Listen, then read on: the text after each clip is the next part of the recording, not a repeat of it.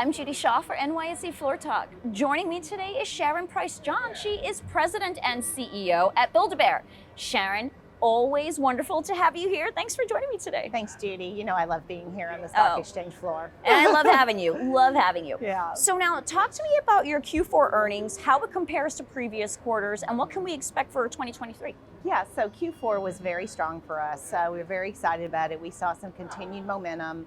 But more importantly, when we announced Q4, clearly we also announced the end of the year. And the end of 2022 represented the most profitable year in our history, on top of 2021 being the most profitable year in our history. So another record-breaking year for us. We were very excited about that. And we also shared on the call that we had seen continued momentum into the first quarter to date and provided some guidance. And that guidance was another year of plus, our guidance was a range of 5% to 7% on the top line and another 10 to 15% on the bottom line. But I think what was so impactful was that the growth in 2021 was plus 13, 14% rev and plus 22% on the bottom line. So we believe that so much of what we've done from an infrastructure perspective, strategy perspective, changing in our addressable market to teens and adults has really been the underlying driver of what's propelled us.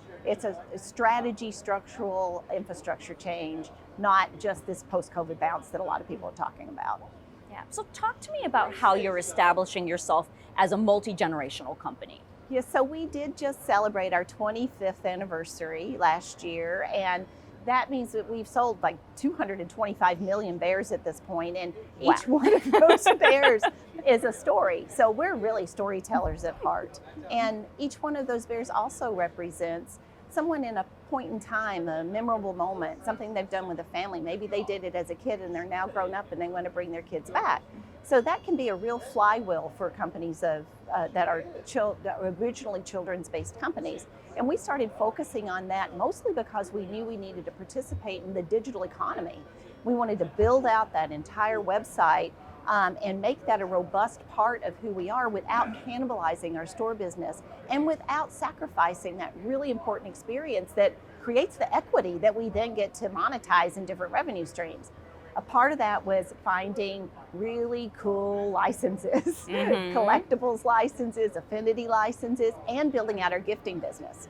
One of those really cool licensing, as an example, is the Ted Lasso bear. Oh. And that, clearly it appeals to Ted you. Lasso. And it appeals to adults and tweens and teens. And that teen adult business is now 40% of our total sales and over indexes on our digital side. So a lot of people want to go online, frictionless, fewer clicks. We just relaunched the website in third quarter of last year, and that gives us that platform to speak directly to consumers. Oh, and we have something called the Bear Cave, where we put some of these products in an age-gated area so they can find them. Okay. Yeah. All right. So every time you come to visit, there are always new product offerings. Now, Ted Lasso, definitely one of your new ones.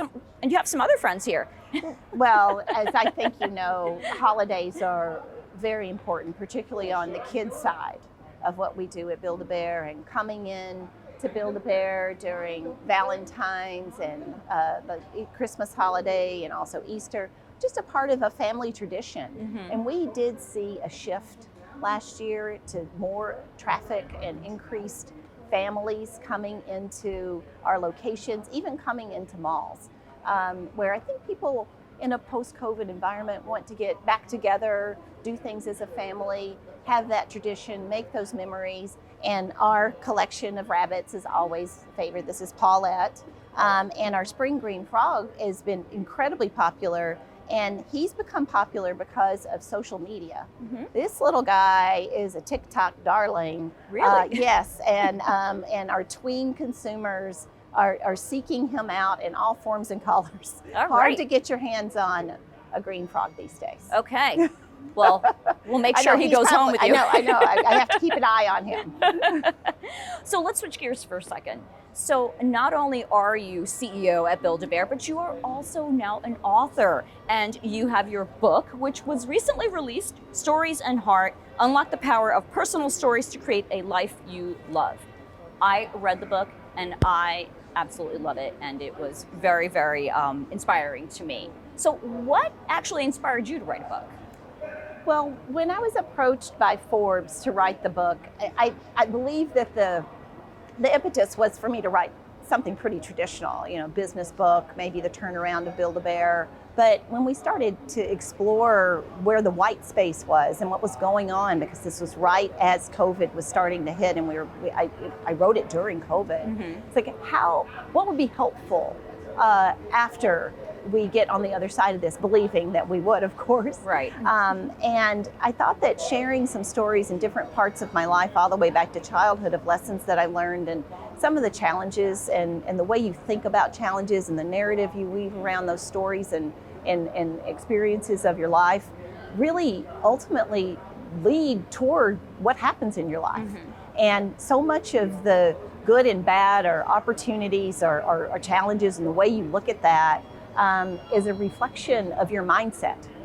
And I wanted to share that, and had never been challenged so much as during the 2 years that we maneuvered and guided and led Build-A-Bear through the COVID situation, where we literally shut down all of our stores in a 24-hour period and had to guide the team and the company through that very difficult process, like so many.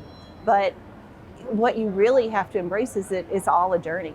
And without that positive mindset, it's hard to say, how positively impactful that mindset was for me during those days.